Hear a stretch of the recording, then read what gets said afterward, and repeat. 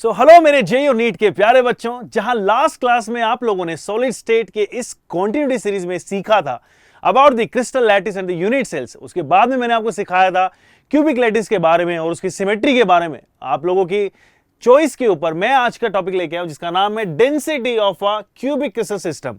तो basically density क्या होता है ये हम लोगों को पता है, बस थोड़ा सा इसको क्रिस्टल सिस्टम में अप्लाई करके देखना है।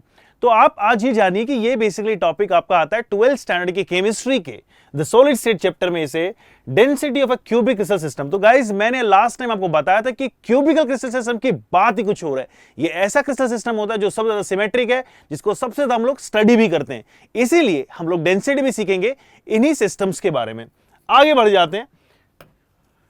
तो हमारे सामने आता है कि क्या क्या इस लेक्चर में कवर कर रहे हैं। भाई साहब डेंसिटी तो मैंने बता ही दिया। दूसरा मैं क्या कराने वाला हूं, PYQs, that is previous year questions of JEE and NEET. So JEE में इन एडवांस के कुछ क्वेश्चन सीखेंगे, साथ ही में सीखेंगे नीट में आए हुए कुछ क्वेश्चंस। करेक्ट। सो आ जाते हैं सबसे पहले सीखने के लिए कि डेंसिटी है क्या। तो आ जाइए, चलिए जानते हैं कि डेंसिटी बेसिकली होती क्या है। तो डेंसिटी पहले जैसे आप लोगों ने डेंसिटी सीखा है मास पर यूनिट वॉल्यूम, सेम चीज मैं सिखाऊंगा, लेकिन इस बार क्रिस्टल्स के बारे में हम लोग बात करेंगे।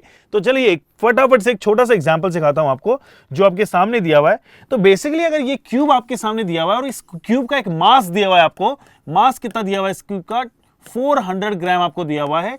तो मास अपॉन वॉल्यूम, तो वॉल्यूम बेसिकली कितना आएगा यहाँ पे, वॉल्यूम जो होगा लेट्स से कि ये V है, और मैं अगर वॉल्यूम को ले लेता हूं सीसी के अंदर, या फिर हम लोग बोल सकते हैं सेंटीमीटर क्यूब के टर्म्स में अगर मैं बात करूं, तो आप लोगों को मिलेगा कि इसकी जो डेंसिटी आएगी वो आ जाएगी मास upon volume, that is 400 upon V cube. और इसकी यूनिट क्या बनेगी, मास किस में दिया था, ग्राम।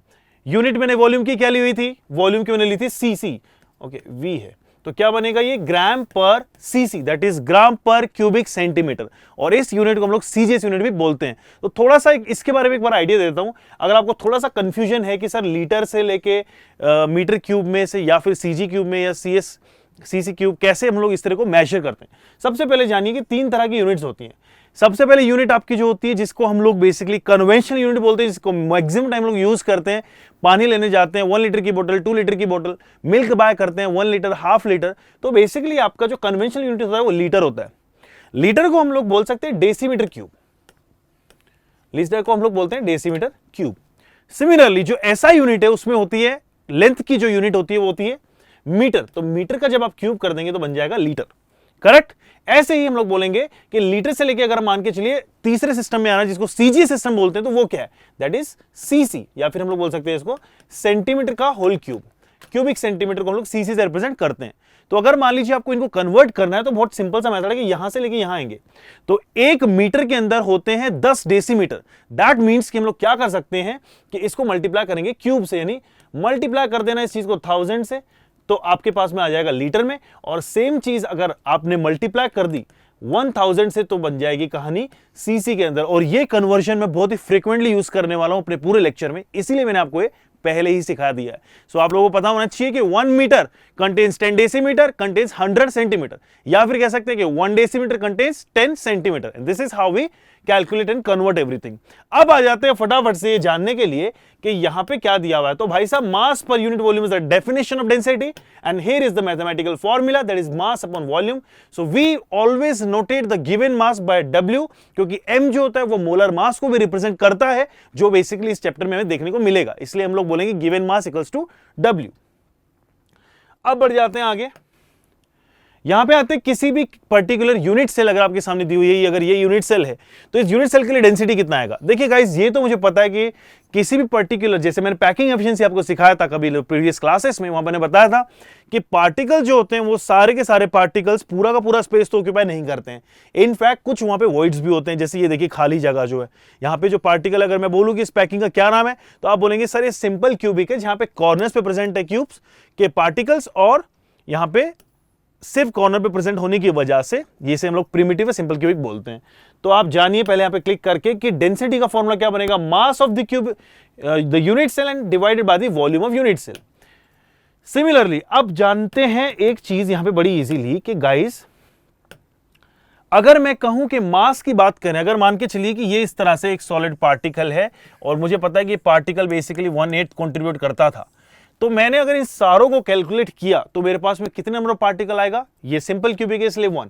अगर मैं एक जनरल क्यूबिक यूनिट सेल की बात करूं तो आप बोलेंगे कि टोटल नंबर ऑफ पार्टिकल्स कितने होते हैं, तो आप बोलेंगे sir total number of particles कितने होते हैं, डेंसिटी निकालूंगा तो मुझे मिलेगा टोटल नंबर ऑफ पार्टिकल्स को रिप्रेजेंट करता हूं मैं z से, total number of particles are how much z, यानी ये सारे पार्टिकल्स मिलके कितने नंबर ऑफ पार्टिकल्स हैं, z पार्टिकल्स हैं। और एक पार्टिकल का मास क्या होता है, एक पार्टिकल का मास कितना होता है भाई, मैं यहां पे मोलर मास की बात करता हूं, अगर मैं मोलर मास के टर्म्स में लिखूंगा तो मैं उसको कैपिटल एम लिखूंगा, लेकिन क्या मोलर मास एक पार्टिकल का मास है, आप बोलेंगे नहीं सर क्या बोल रहे हो। आप लोगों को 11th स्टैंडर्ड के अंदर अनुपम दत्ता सर सिखा रहे हैं about the molar mass, atomic mass, gram atomic mass, तो इस चीज को वहां पे जानिएगा 11th स्टैंडर्ड के अंदर। लेकिन अभी के लिए फिर से आ जाओ कि मोलर मास जो होता है वो बेसिकली एक मोल सब्सटेंस का मास है, यानी अगर आपको फाइंड आउट करना है कि इस पर्टिकुलर सब्सटेंस के एक पार्टिकल का मास कितना है तो आप बोलेंगे so which is our Avogadro number, that is Na, यानी एक मोल होता है 6.02 to 10 to the power 23 particles, और एक पार्टिकल का मास कितना होगा, molar mass, that is m divided by Na। Easily तो आगे बढ़ जाते हैं, ये तो क्या गया, मास आ गया। Volume, what about the volume, भाई साहब मैं बात किसी कर रहा हूं, एक क्यूब की, मैं किसकी बात कर रहा हूं, क्यूब की। What is the volume of a cube, last time सिखाया था ना पैकिंग मिशन ने, बताइए मुझे, दैट इज ए क्यूब। यहां पे ए क्या है भैया, ए है इसकी एज लेंथ, ये ए, और ये बन जाएगा ए क्यूब। तो ये इस तरह से फॉर्मूला डिराइव हो जाता है, फटाफट से आ जाते हैं। देखिए क्या दिखाया मैंने कि डेंसिटी का फॉर्मूला बन जाएगा ZM अपॉन ए क्यूब, और यहां पे जो मास है वो मास को रिप्रेजेंट किया गया था m अपॉन Na से, और this is how it goes. Final formula आपका बन जाएगा, ये याद रखना भाई, mz upon Na into a cube. Correct है क्या, हम लोग आगे बढ़ जाएं, चलिए आगे बढ़ जाते हैं। अब आ जाते हैं कि यहां पे चीजें क्या क्या दी हुई हैं। तो देखिए यहां पे D जो दिया हुआ है वो है density of the crystal. Density of the crystal का मीनिंग है कि आप लोगों को mass per unit volume in the crystal कितना प्रेजेंट है। अगर मैं बात करूं Z जो कि इफेक्टिव नंबर ऑफ एटम्स है, M मोलर मास है, A यहां पे आपका edge length of the unit cell है, और Na जो दिया हुआ है वो है आपका एवोगैड्रो नंबर। अब आगे बढ़ जाते हैं, बस भैया इतना ही था। mz upon Na into a cube अगर आपने रट लिया, इसका मतलब आपको क्रिस्टल की डेंसिटी निकालना आता है। और सीधे टैकल करने वाले हैं आज के टफेस्ट क्वेश्चन को, that is single choice question from JEE advance 2017। Density के ऊपर पहला क्वेश्चन का स्वागत है, करते हैं इसे solve. A crystalline solid of a pure substance has a FCC। बेटा FCC का मतलब क्या होता था, Z कितना हो गया 4, लिखते चलो। उसके बाद में क्या बोला है कि स्ट्रक्चर के अंदर a cell of the H length कितना दिया हुआ है 400 pm, यानी आपको ए भी कितना दिया हुआ है 400 pm।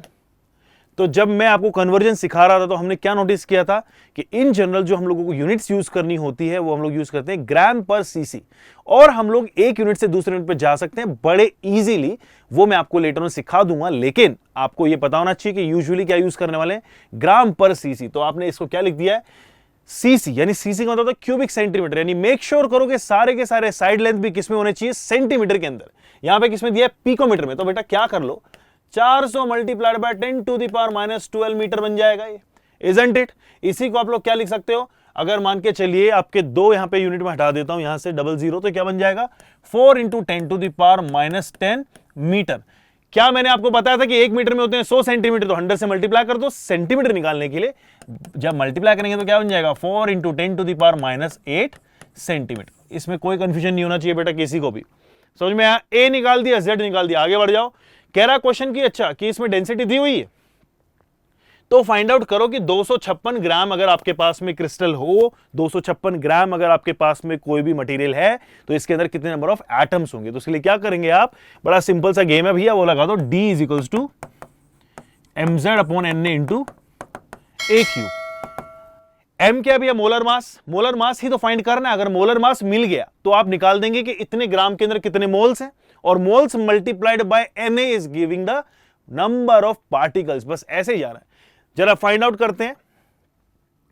M का फॉर्मूला क्या बन जाएगा, M बन जाएगा D Na into a cube upon Z। Correct, put कर दो सारे वैल्यूज। D कितना दिया हुआ है, डेंसिटी कितनी दी हुई है, दैट इज डेंसिटी इज 8 ग्राम पर CC, that put 8 here. Na कितना होता है बेटा 6.02 to 10 to the power 23। अब कैलकुलेशन को ज्यादा टफ ना करके मैंने 6 × 10 to the power 23 ले लिया इसको, मल्टीप्लाइड बाय ए क्यूब कितना है, ए कितना दिया हुआ है आपके पास में 4 × 10 to the power -8। तो क्या करेंगे 4 × 10 to the power -8 का whole cube divided by z कितना दिया हुआ है, z है आपके सामने 4, that is for FCC unit cell. अब इसे आप सोल्व कर लीजिए, बहुत ही ईजी है। देखिए क्या करेंगे आप इसे, यहां से आप इसे सोल्व करेंगे, ये 2 बन गया।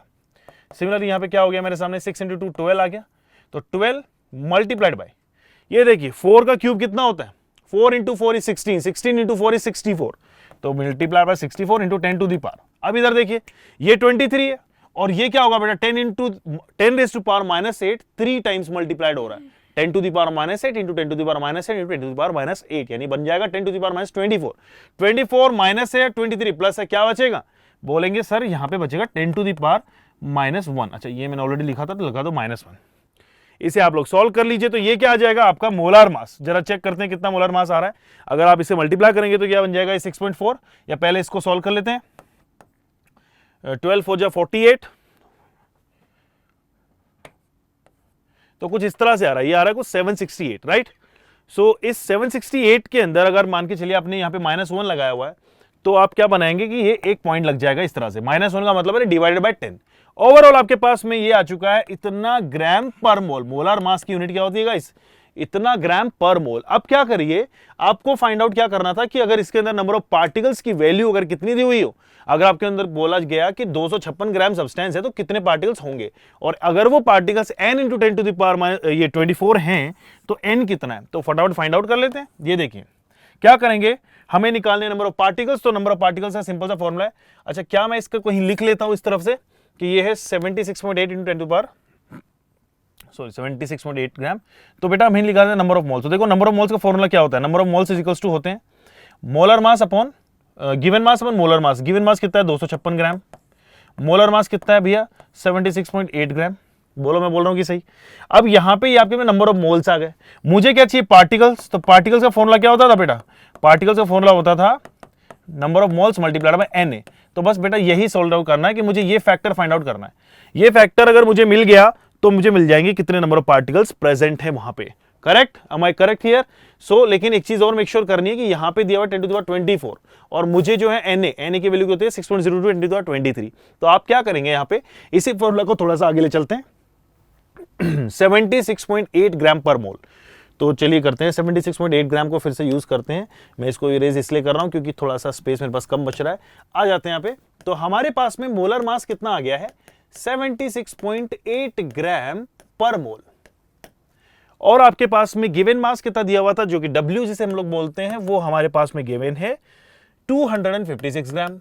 तो आप बेटा सिंपली निकाल दो नंबर ऑफ पार्टिकल्स कितने आ जाएंगे।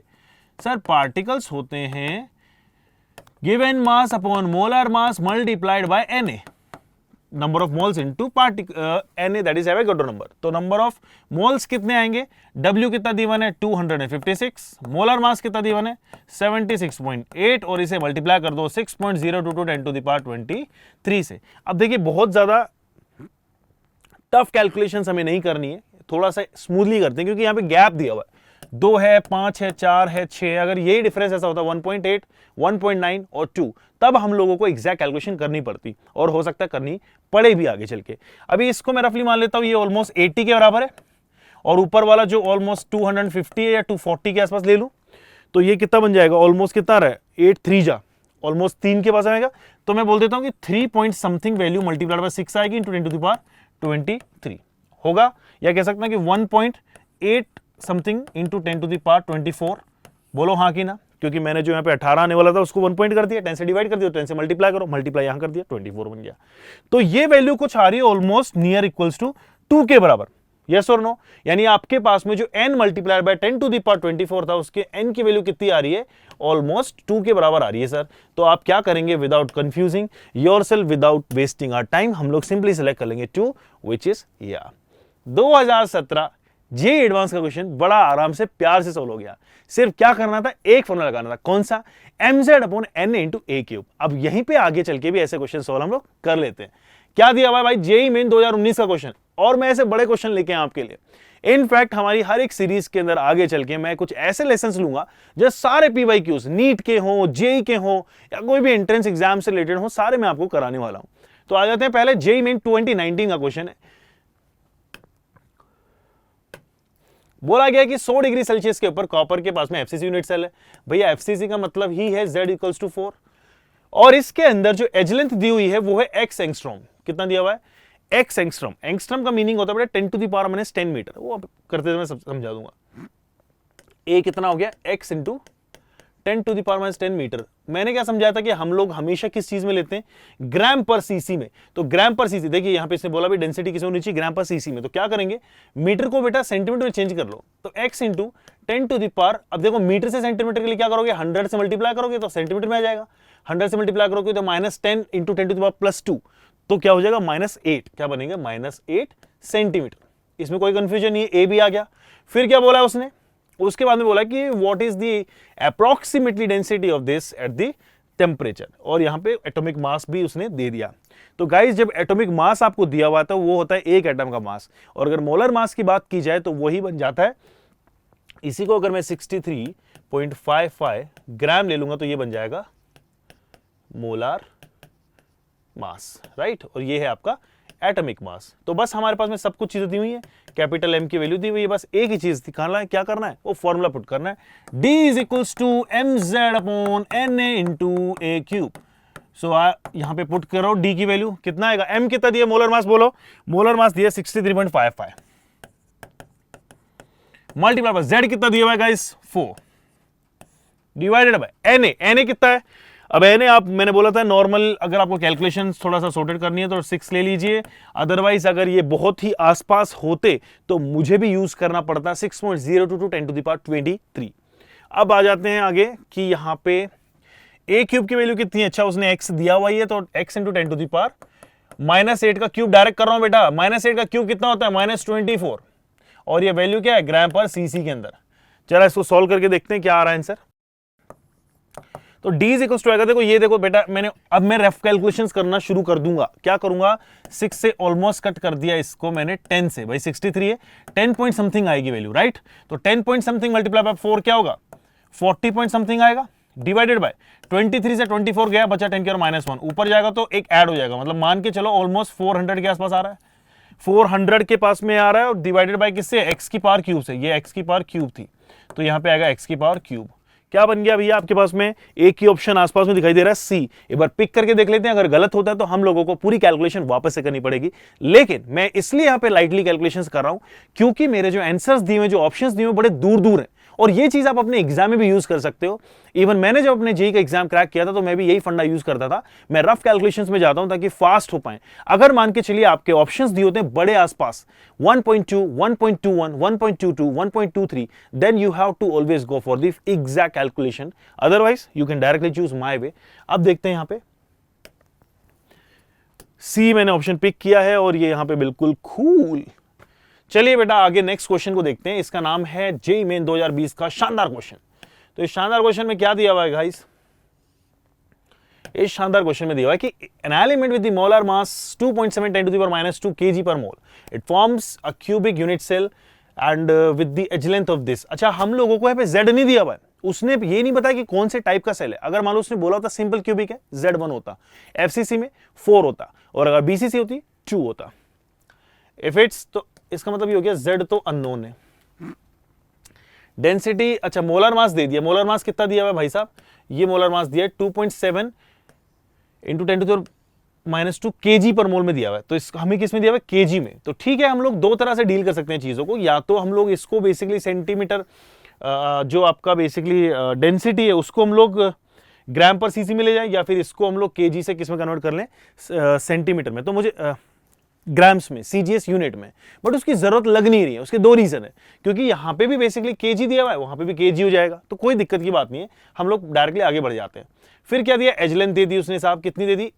ए की वैल्यू कितनी दे दी है भाई साहब? बोल रहा है कि सर एज लेंथ इसकी दी हुई है 405 पिकोमीटर। क्या आपको पिकोमीटर का मीनिंग मैंने समझाया था? मैंने पिकोमीटर का बताया था कि पिकोमीटर का मीनिंग होता है -12 10 टू द पावर -12 मीटर, यानी 10 टू द पावर -10 हम लोग बोल सकते हैं किस में आ जाएगा? सेंटीमीटर में। और यहां पे 405 तो 2 नोट हटा दो, 405 इंटू 10 टू द पावर -10 आ जाएगा सेंटीमीटर, और नोट हटाऊंगा तो बोलेगा 4.05। अब 100 से मल्टीप्लाई करो, 100 कितना बन जाएगा? -8 आपको बन जाएगा सेंटीमीटर, सेम चीज। ठीक है, मतलब केजी पर सीसी में आ जाएगा, अगर ग्राम नहीं है तो केजी। और इसने भी यहाँ पे क्या दिया है, अच्छा इसने केजी पर मीटर क्यूब में दिया है, तो थोड़ा सा यहाँ पे चेंजेस तो करने पड़ेंगे बॉस। या एक काम करते हैं ना, इसको मीटर में रखने देते हैं। मीटर में क्या बनेगा, या फिर बोल सकते हैं 4.05 into 10 to the power minus, metre में कितना हो जाएगा 10 मीटर्स। तो ऑफ कोर्स यहाँ पे क्योंकि 100 से डिवाइड कर दिया तो 2 आपके पास में ये ऐड हो जाएंगे। तो यहाँ पे मीटर के अंदर आपने ये ले लिया है, सब कुछ चीजें दी हुई हैं। डेंसिटी का फॉर्मूला हम लोगों को लगाना है और फाइंड आउट क्या करना है कि the radius of the particle कितना होगा अप्रोक्सीमेटली। तो भाई रेडियस निकालने के लिए हमें सबसे पहले चाहिए एज लेंथ निकालना, और एज लेंथ हमारे पास में दी हुई है क्योंकि एज लेंथ और रेडियस जो होते हैं आपस में कनेक्ट होती हैं। अगर मान के चलिए सिंपल क्यूबिक यूनिट सेल होता था तो ए इक्वल्स टू 2r होता था, याद है आप लोगों को। ऐसे ही हमारे पास में एफसीसी के लिए क्या होता था, 4r इक्वल्स टू √2a। ऐसे इसमें क्या होता था, 4r equals to √3a BCC में। तो वो रिलेशनशिप हमारे पास में कब आएगा, जब हमें ए पता लगेगा। ए इसने दे दिया, लेकिन वो पैटर्न कैसे पता करें, तो पैटर्न के लिए निकालो पहले z की वैल्यू। z इक्वल्स टू 1 मतलब simple cube, 2 equals to BCC, 4 equals to FCC. तो यहां पे यही फाइंड करना है, तो आप लगा लीजिए formula z d is equals to mz upon na into a cube by साहब। तो आपके पास में z की वैल्यू क्या आ जाएगी, density into na into a cube divided bye molar mass, right. तो z की वैल्यू कैसे निकालेंगे, z इक्वल्स टू कितना आएगा, डेंसिटी कितनी दी हुई है, कम ऑन डेंसिटी कितना है 2.7 10 टू द पावर 3 केजी पर मीटर क्यूब में। तो सारी चीजें मीटर में और केजी में ही डील करनी है, मल्टीप्लाइड बाय Na कितना होता है, वही 6 इंटू 10 टू द पावर 23 ले लो एज ऑफ नाउ। उसके बाद में नियरेस्ट, क्योंकि नियरेस्ट बोला है ना तो कुछ भी इंटीजर पकड़ लेंगे, तो 6 ही ले लेते हैं अभी के लिए। फिर ए क्यूब बोला है, ए क्यूब कितना है 4.05 into 10 to the power minus 10 का होल क्यूब बनेगा। This entire thing will be divided by, किससे डिवाइड करनी है, मोलार मास से। और मोलार मास कितना दिया हुआ है सब्सटेंस का, तो उसने बोला कि मोलार मास दिया है 2.7 10 टू द पावर माइनस 2। तो यहां पे लिख दीजिए इस चीज को 2.7 10 टू द पावर माइनस 2। अब मैं यूनिट्स के लिए बिल्कुल वरीड नहीं, उसके दो रीजन है। एक तो मैंने सारी चीजें केजी में छोड़ दी जो केजी में दी हुई थी डेंसिटी की, और मैंने इसके अलावा जो यूनिट्स दी हुई थी सेंटीमीटर में पहले करते थे, वो जो मीटर में यहां पे दी हुई है, तो मीटर को मीटर ही ले लो। तो अब क्या होगा कि आपस में चीजें कैंसिल आउट हो जाएंगी। आपने सिंपली सब कुछ चीजें सही की हैं, लेकिन मेक श्योर करना अगर ग्राम पर सीसी में दिए हुआ है तो फिर केजी में मास नहीं लेना है। ऐसे 2-3 चीजें हम लोगों को सीखनी होंगी। पहले z निकाल लेते हैं। तो z निकालने के लिए बेटा ये क्या होगा, ये देखिए आपके सामने ये 2.7 से 2.7 निकल गया, ये ऊपर चला जाएगा, ये ऊपर जाएगा 10 टू द पावर 5 हो गया, 5 ऐड हो जाएगा तो हो गया ओवरऑल हो गया 10 टू द पावर 28। कोई कंफ्यूजन नहीं यहाँ पे। अब यहाँ पे इस चीज को लिख लेते हैं कि यहाँ पे क्या दिया हुआ है 6 into 4.05 into 4.05 into 4.05 multiplied by 10 to the power क्या -30, और ये क्या दिया बाय 28, तो क्या बच जाएगा 10 टू द पावर -2 बच जाएगा। मतलब ये हो गया कि डिवाइडेड बाय 100 है ये प्रोडक्ट। तो ये प्रोडक्ट कितना आएगा देखो। अब देखो बहुत ज्यादा डिटेल में इसको करेंगे तो थोड़ा टाइम वेस्ट होगा, बट ऑप्शंस तो बड़े आसपास दिख रहे हैं। तो मैं क्या करता हूँ, इसको 4 इंटू 4 इंटू 4 कितना होता है 64। तो मैं क्या कर लेता हूँ 0.05, लेट्स से कि हम लोग इसको 65 मान लेते हैं। तो 6 इंटू क्या आ रहा है 65, और this entire thing is divided by 100। तो देखो भाई 6 इंटू 65 कितना होता है, ये कुछ आएगा, अगर ये 60 होता तो कितना 360 आता है, लेट्स से 380 आ रहा है, और दैट डिवाइडेड बाय 100 कितना होगा 380 बाय लाइक ऑलमोस्ट 3.8। यानी क्या मैं इसको कह सकता हूं कि 4 के बराबर आ रहा है, क्या ये 2 या 1 के बराबर आ रहा है, नहीं, यानी 4 के बराबर आ रहा है। इसका मतलब ये तो कंफर्म हो गया कि भैया ये सेल कौन सा है, ये हमारा प्रियतम सेल है एफसीसी। क्या ये क्लियर है बात सभी को, यस। यानी अब हम लोग डायरेक्टली जा सकते हैं अनदर कैलकुलेशन के लिए, एफसीसी के लिए। तो एफसीसी की कैलकुलेशंस क्या बोलती थी गाइस, वो बोलती थी कि भैया 4r is equals to √2a, और आपके पास में ऑलरेडी आ चुका है z की वैल्यू। z से हमें क्या आइडिया लगा, अच्छा आप ये नहीं कहना कि सर z क्यों निकाला है आपने, z निकालने से पता चला कि कौन से टाइप का यूनिट सेल है। तो आप 4 मल्टीप्लाई r कितना दिया बताइए, इसने बोला कि r फाइंड आउट कर रहा है, तो 4r लिख दो इज इक्वल्स टू, यानी इसने मीटर्स में मांगा है ना, 10 टू द पावर -12 के ऑर्डर में आएगी, और √2 की वैल्यू कितनी होती है 1.414 मान लीजिए। a कितना दिया हुआ है गाइस, a कितना दिया हुआ है, ए हमारे सामने दिया हुआ था यहाँ पे 405 पिकोमीटर, तो इसको लिख दूंगा 405 into 10 to the power -12 metre. तो तभी तो आंसर मुझे -12 के टर्म्स में आएगा। तो आर की वैल्यू कितनी बन जाएगी, आर की वैल्यू बन जाएगी 1.414 मल्टीप्लाई बाय 405 डिवाइडेड बाय 4। अब देखो फिर से वही कंफ्यूजन हो रहा है, तो इसको क्या करेंगे, सोल्व कर लीजिए into 10 to the power -12 metre. तो इसे जब आप सोल्व करने जाएंगे तो आप पाएंगे कि ये ऑलमोस्ट वैल्यू कुछ 100 के आसपास आ रही है। तो 100 इंटू ये कुछ कितना हो जाएगा, around 141.4 10 to the power minus उतना जा रहा है, करेक्ट। अब एग्जैक्टली ये आंसर जो है थोड़ा सा ज़्यादा जा रहा है किससे, 141.4 से, तो ये थोड़ा सा कंफ्यूजन है मुझे यहाँ पे, I am not so sure. तो यानी आंसर जो है बेसिकली इन दोनों में से एक है, तो हम लोग यहाँ पे बस थोड़ा सा तुक्का मार के देखते हैं कि कौन सा आंसर सही निकलता है, या फिर हम लोग क्या करेंगे कि इन जो कैलकुलेशंस को हमने किया है उनको हम लोगों को इन डिटेल करनी पड़ेगी। करेक्ट। तो ये लोग आप खुद से ट्राई करो अपने तरफ से, तब तक के लिए मैं एक कोई भी रैंडम आंसर पिक कर लेता हूँ। I am very confuse, let's say if the answer is 143। तुक्के भी सही निकल जाते हैं कई बार। चलिए गाइस, अब नेक्स्ट क्वेश्चन में आ जाते हैं, जो कि जेईई मेन 2020 का क्वेश्चन है। बोला गया कि डाया एटॉमिक मॉलिक्यूल, जिसको X2 बोला गया है, has a body centred cubic unit cell, और इस स्ट्रक्चर के अंदर एज लेंथ भी दी हुई है। तो आपको पता चल गया यहां से कि Z कितना आएगा। देखिए, हम लोगों को इतना सिंपल सा पता है कि भाई साहब हमारे सामने जब भी हमारे पास कोई मॉलिक्यूल दिया हुआ है, X2 हो सकता है Cl2 हो, Br2 I2 हो सकता है सॉलिड फॉर्म में एग्जिस्ट कर रहा हो, और BCC की आपके पास में स्ट्रक्चर बना रहा हो, तो आपको मिल गया है सबसे पहली चीज Z = 2। उसके बाद में उसने डेंसिटी भी दे दी है और एज लेंथ भी दी हुई है। एज लेंथ कितनी दी हुई है, 300 पिकोमीटर। अब हर बार हम लोग कन्वर्जन के लिए नहीं जाएंगे। देखिए, जैसे आप लोगों को पता है पिकोमीटर 10⁻12 होता है, तो आप उसको एंगस्ट्रम में कन्वर्ट करेंगे। जब एंगस्ट्रम, अच्छा एंगस्ट्रम में कन्वर्ट करने के लिए 10⁻10 मीटर होता है, तो सिमिलरली यहाँ पे -12 लिखेंगे और फिर 0 हटाएंगे और सेंटीमीटर के लिए फिर से 100 से डिवाइड करेंगे। तो इस बार मैं डायरेक्टली इसकी वैल्यू लिख देता हूं, 3 × 10⁻⁸ सेंटीमीटर। अगर आपको ये कन्वर्जन थोड़ा डिटेल में सीखना है तो प्लीज मुझे कमेंट सेक्शन में बता दीजिए कि सर मुझे यूनिट के कन्वर्जन में दिक्कत आती है। मैं एक अलग से लेक्चर ले लूंगा जिसमें आपको यूनिट्स के कन्वर्जन सिखा दूंगा बड़े प्यार से। अब आ जाते हैं कि अगर आपके उसमें ए दिया हुआ है, जेड दिया हुआ है, तो डी भी दे दिया। डेंसिटी कितनी दी हुई है भाई साहब, बोला है 6.17 ग्राम पर सीसी। यानी सारी चीजें आज हमारे अकॉर्डिंग हो रही है भैया। ग्राम ये सेंटीमीटर में ले लिया, ये ग्राम पर सीसी में है। The number of molecule present in 200 gram will be what, तो नंबर ऑफ मॉलिक्यूल्स बोला गया है। तो नंबर ऑफ मॉलिक्यूल्स का फॉर्मूला क्या होता है भाई, नंबर ऑफ मॉलिक्यूल्स का फॉर्मूला होता था given mass upon molar mass. Number of moles का फॉर्मूला होता था गिवन मास अपॉन मोलर मास। और मॉलिक्यूल्स कैसे आते हैं guys, number of moles multiply by Na। तो हम लोगों को बेसिकली क्या फाइंड आउट करना है यहाँ से, यहाँ पे एक चीज अननोन है, वो है मोलर मास। और मोलर मास के लिए फॉर्मूला आपको डेंसिटी का हम लोगों को अप्लाई करना पड़ेगा। D = mz Na upon A³। तो आपको निकल जाएगा मोलर मास कितना आ रहा है, density. How much is the density, come on tell me. Density है 6.17 मल्टीप्लाई बाय Na कितना होता है 6.02 × 10⁻23 ले लो। A कितना दिया हुआ है गाइस, A आपको दिया हुआ है 3, तो 3 का क्यूब ले लो 27, और 10⁻8 बन जाएगा -24 divided by Na। Okay, divided by क्या आ जाएगा, m z आ जाएगा। तो z कितना दिया, BCC के लिए z कितना होता है 2। बस बेटा इसको सॉल्व कर लो तो मोलर मास आ जाएगा। जरा ट्राई करो मेरे साथ में कितना आता है। इनको सॉल्व किया -1 बन गया, 10⁻1 का होता है डिवाइडेड बाय 10, इसका मीनिंग। ठीक है, यहाँ पे ये कॉम्प्लेक्स आपको क्वेश्चन दी हुई है, उसको कुछ ऐसा मान लो कि मैं इसको कट कर देता हूँ इस तरह से 3, तो थोड़ी सी चीजें आसान हो जाएगी 3। ओके, तो यहाँ पे क्या बन जाएगा ओवरऑल आपके सामने 27 मल्टीप्लाइड बाय 3 कितना होता था 81 ना। तो यहाँ पे बन जाएगा 81 मल्टीप्लाइड बाय 6.17 एंड 10⁻1 का मतलब है 10 से डिवाइडेड है। अब इस वैल्यू को थोड़ा आसपास सोल्व कर लेते हैं क्योंकि बहुत ज़्यादा तो सोल्व नहीं कर पाएंगे। 6.17 आ रहा है, तो जैसे अगर 6 से मैं मल्टीप्लाई करूँ ऑलमोस्ट, तो कितना आएगा ये देखिए, ये आ रहा है 6 आ रहा है और 6 8 40, तो 486 आ रहा है अपॉन 100 था, तो ऑलमोस्ट मतलब मैं कह सकता हूँ कि 48.6 रह गया। आप इसे 50 मान लो, आप मोटा मोटी क्या मान लेंगे 50। उसका रीजन क्या है, क्योंकि हमारे पास में 6.17 था और मैंने मल्टीप्लाई करा है 6 से, यानी थोड़ा सा वैल्यू ज्यादा आने वाली थी एक्सपेक्टेडली, तो 48 से मैंने 50 कर दिया।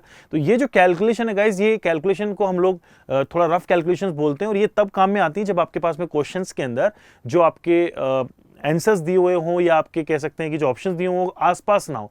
और आसपास का मतलब 1 2 3 4 नहीं होता है, आसपास का मतलब होता है 1.1 0.2 0.3 का अगर डिफरेंस हो तब आपको करनी चाहिए। लास्ट टाइम जो क्वेश्चन हम लोग ने किया था जहाँ पे 141 और 143 में फंसे थे हम लोग, वो थोड़ा एक कंफ्यूजन वाला क्वेश्चन था, उसके लिए मैं थोड़ा ज्यादा जा सकता था, लेकिन आइडिया मुझे लग गया था क्योंकि अपना आंसर जो था वो 141 से ज्यादा आ रहा था, यानी मैंने 143 पिक किया था।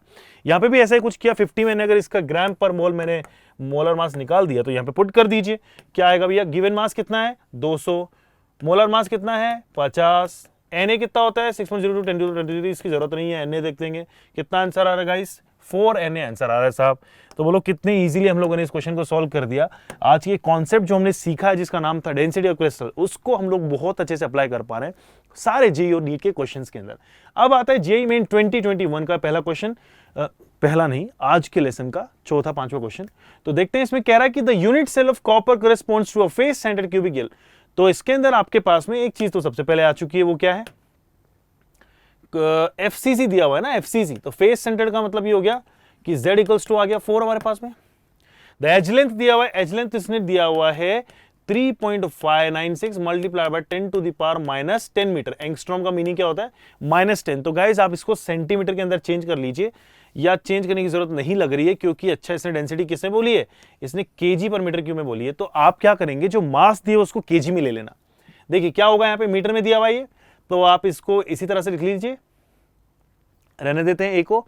और डेंसिटी इसने पूछी हुई है, मास इसने दिया हुआ है, तो डेंसिटी का फॉर्मूला लगा दो ना यार, डी इज इक्वल टू क्या आएगा, mz upon na into a cube. बहुत इजी फॉर्मूला है। मोलर मास कितना है बॉस, बोलो जल्दी से, मोलर मास बताइए, 63.54। तो यहाँ पे क्या करेंगे, 63.54 इंटू 10 टू द पावर -3, क्योंकि मैंने इसको कन्वर्ट कर दिया केजी में, क्योंकि पूरा माहौल ही किसमें दिया हुआ है, केजी पर मीटर क्यूब में। z कितना दिया हुआ है, z तो 4 ही रहेगा, क्योंकि उसकी कोई यूनिट नहीं होती है। na क्या होता है, 6 इंटू 10 टू द पावर 23 ले लीजिए। उसके 6.02 तो वो मैं थोड़ा सा रफ कैलकुलेशन करूंगा ही, क्योंकि आंसर्स जो हैं वो देखते हैं अभी क्या होता है, अभी एग्जैक्टली मुझे आइडिया नहीं है। अब आगे बढ़ते हैं, यहाँ पे ए क्यूब, तो ए कितना दिया हुआ है गाइस, 3.59। तो 3.59 जो है आप उसको 3.6 ले लीजिए, क्योंकि बहुत आसपास वैल्यू है। तो 3.6 का हम लोग क्या करेंगे, ऑलमोस्ट क्यूब करेंगे, और this is multiplied by 10 to the power -10 का अगर क्यूब करूंगा तो कितना आएगा, that will be 10 to the power -30। यहाँ पे आई डोंट थिंक कि किसी को भी कंफ्यूजन, अभी तक सब कुछ चीजें सॉर्टेड चल रही है, सब कुछ समझ में आ रहा है। इस वैल्यू को मुझे फाइंड आउट करना है, जहां से मुझे डेंसिटी मिलेगी, और यही मेरा फाइनल आंसर है, क्योंकि मुझे केजी पर मीटर क्यूब में आंसर आएगा, क्योंकि मैंने यूनिट्स को केजी और मीटर के टर्म्स में ही लिया हुआ है। जरा बताइए जरा इसको सॉल्व करके कि कितना क्या आता है। तो अगर मैं इसे सॉल्व करूं तो काफी टफ टास्क है ये। तो क्या करेंगे, देखिए 23 से ये हटाइए, बचा कितना, -7 ऊपर जाएगा +7, यानी बच गया 10 टू द पावर 4। ऊपर कितना बचा हुआ है, 10 टू द पावर 4। हटा देते हैं इसको, और इस चीज को फिर से लिख लेते हैं, तो बचेगा 63.54 into 4 into 10 to the power 4 divided by 6 into 3.6 into 10 to the power 3। Correct है। अब कैलकुलेशंस तो थोड़ी सी टफ है, तो एक बार थोड़ा सा सिंपल करके देखते हैं कि अगर मैं 6 को अगर हटाता हूँ, ये बन जाएगा 2, ये बन जाएगा 3, और अगर 3 से इसे हटाता हूँ तो ऊपर वाली इक्वेशन बन जाएगी 21.17। अब इस चीज़ को एक बार फिर से लिख लेते हैं, तो क्या दिया हुआ है मेरे सामने, 21.17 multiplied by 10 to the power 4 divided by 3.6 into 3.6। Okay, so इसी को सॉल्व करते हैं, दैट मल्टीप्लाइड बाय, अच्छा यहाँ पे 2 भी दिया हुआ है तो 2। तो ये इक्वेशन को बेसिकली हमें सॉल्व करना है टू गेट द आंसर। अगर आप इसको सॉल्व करते हैं गाइस, तो एग्जैक्टली ये थोड़ा कॉम्प्लिकेटेड इक्वेशन है, बट सॉल्व किया जा सकता है, या तो इंडिविजुअली आप इसे सॉल्व कर लें कि ये 1 से ऑलमोस्ट 7 टाइम जाएगा, या मैं कह सकता हूँ 6.5 टाइम जा रहा है, और ये जो है 72 होता था, तो ये कुछ 1.8 के आसपास जाएगा, और दैट मल्टीप्लाई बाय 2, यानी नियर बाय देखिए 1000 ही जा रहा है, बट 1000 से थोड़ा कम आएगा। तो we can take this option. देखिए यहाँ पे बहुत कंफ्यूजन है, तो my suggestion for all of you is to calculate it and then go for the best one. And मैं इसे कैलकुलेट, अच्छा मैंने एक तुक्का मारा है, और दिस इज गुड। चलिए अब कुछ कर लेते हैं नीट के भी क्वेश्चंस। अभी तक किए थे जेईई मेंस एंड एडवांस के क्वेश्चन, अब आ जाते हैं नीट के सेगमेंट पे। तो गाइस बोला गया यहाँ पे कि आयरन एग्जिबिट बीसीसी। अब आपको पता ही है कि बीसीसी के अंदर क्या होता है भाई साहब। बीसीसी के अंदर यूनिट सेल में z इक्वल्स टू हो जाता था 2, और रूम टेम्परेचर पे जो कि 900 डिग्री के अगर ऊपर जाते हैं, रूम टेम्परेचर पे है ये स्ट्रक्चर ऐसी, 900 के ऊपर ये ट्रांसफर हो जाता है एफसीसी के अंदर। अरे वाह भैया, तो यहां पे मतलब क्या होगा कि z की वैल्यू चेंज हो जाएगी। तो अच्छा, तो दो अलग अलग इक्वेशन दी हुई है, ऐसे कर लेते हैं, इस तरह से सेगमेंट बना लेते हैं। पहले में z1 कितना दिया हुआ है 2, z2 कितना दिया हुआ है एफसीसी वाले केस में 4। The ratio of the density of the iron at the room temperature to that of this, assuming the molar mass and the atomic radii of the same. तो गाइज ये आसान तो लग रहा है क्वेश्चन, लेकिन इसमें एक छोटा सा ट्रिकी पॉइंट है, वो क्या है वो यहाँ पे सीख लेते हैं।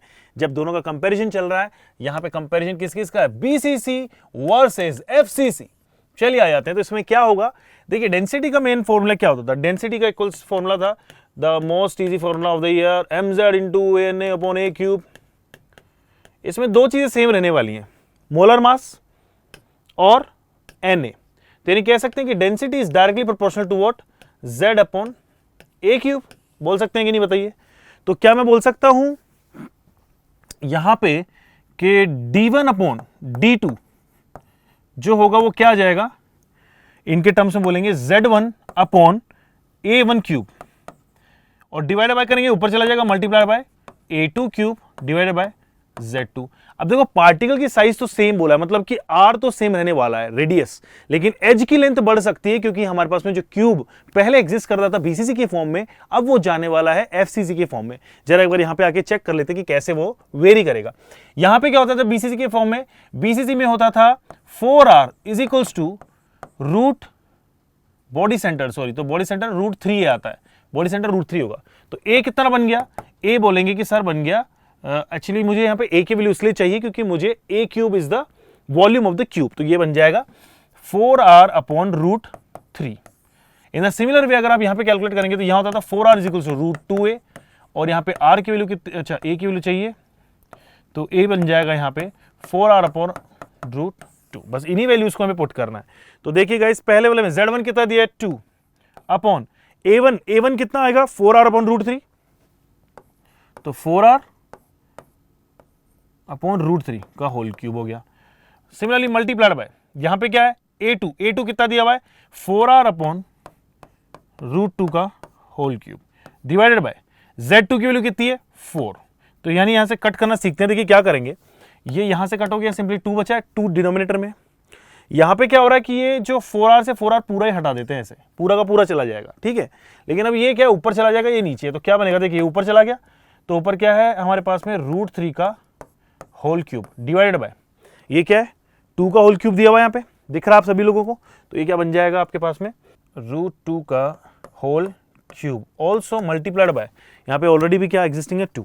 बस इसी को सॉल्व कर लो। इसको सॉल्व करेंगे तो कैसे आएगा, देखो गाइस रूट 3 इंटू रूट 3 क्या बन जाएगा 3 root 3 divided by root 2 into root 2 2 root 2 into 2 कितना था 4 रूट 2। भाई साहब देखना जरा ऐसा कोई ऑप्शन दिखाई दे रहा है तो हाँ यार एक ऑप्शन दिखाई तो दे रहा है, ऑप्शन नंबर ए। और ज्यादा वेस्ट नहीं करेंगे टाइम, इजी क्वेश्चन था, बस थोड़ा सा कैलकुलेशन का गेम था।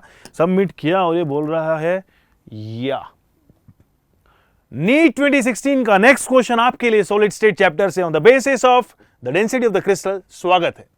नीट 2016 में क्या पूछा गया है, इन्होंने पूछा है कि अगर आपके सामने बीसीसी यूनिट सेल है देन z इक्वल्स टू कितना आ गया 2।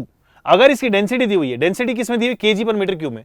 तो गाइस मैंने आपको पहले ही बताया कि आप एक चीज मेक श्योर कर लें, या तो सारी चीजों को हम लोग केजी में सोल्व करते जाएंगे या फिर सारी चीजों को हम लोग या तो मतलब एसआई में लेंगे या तो फिर लेंगे हम लोग उसको सीजीएस के अंदर।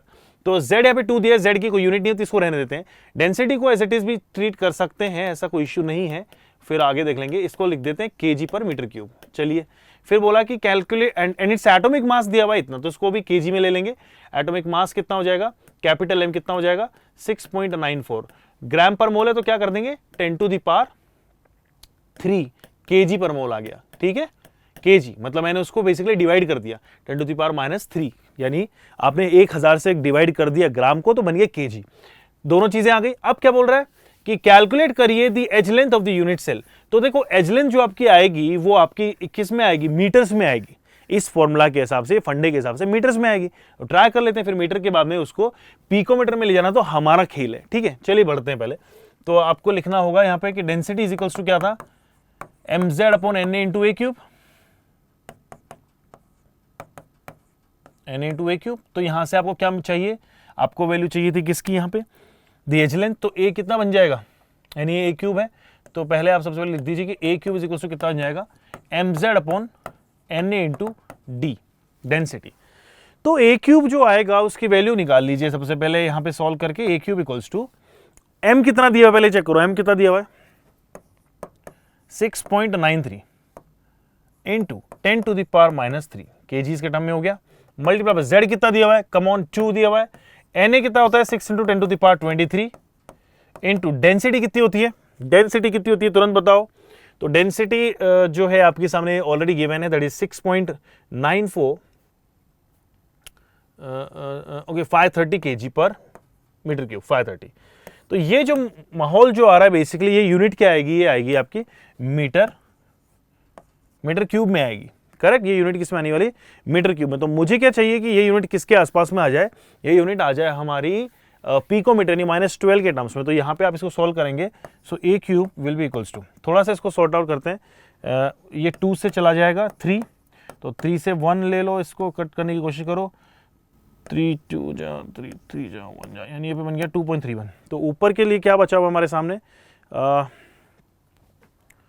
2.31 divided by 530 into 10 to the power -23 को ऊपर भेजो, 26 हो गया, -26। अभी ये सब किसके अंदर चल रहा है, ये सब मीटर्स के अंदर चल रहा है, करेक्ट।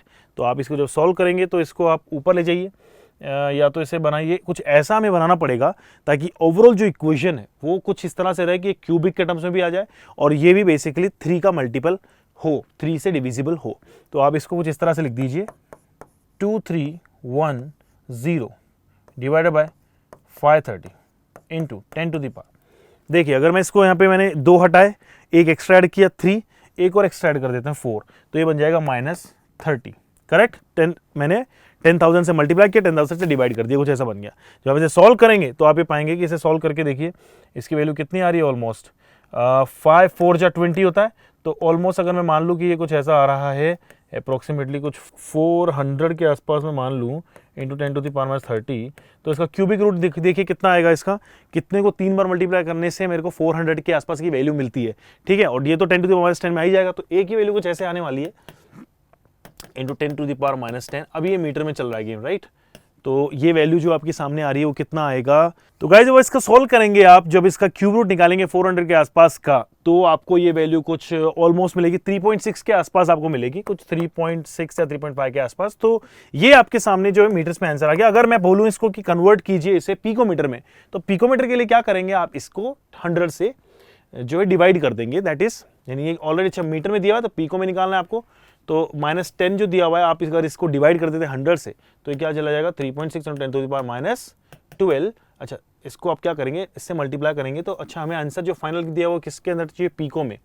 तो मैं इसे करूंगा 100 से मल्टीप्लाई, एक्चुअली मीटर को 10 टू द पावर -10 मीटर क्या होता था, एंगस्ट्रॉम, और अगर 10 टू द पावर -12 होता था पिकोमीटर, यानी मुझे इससे ओवरऑल क्या करना पड़ेगा, डाउन लिमिट पे आ रहा हूँ 100 से मल्टीप्लाई। तो आप इसको क्या कर दीजिए, इसको -12 कर दीजिए और इसको मल्टीप्लाई कर दीजिए 100 से, यानी आंसर ऑलमोस्ट आपके 360 के आसपास आना चाहिए। अब चेक करके देख लेते हैं कि यहाँ पे ऑप्शन सही क्या है, इसका क्लू मुझे नहीं है, लेकिन मैंने एक रफ कैलकुलेशन के थ्रू ये आंसर निकाला है जो कि फाइनली बहुत सही गया। Wow, imbibing. Keep imbibing. We believe in you.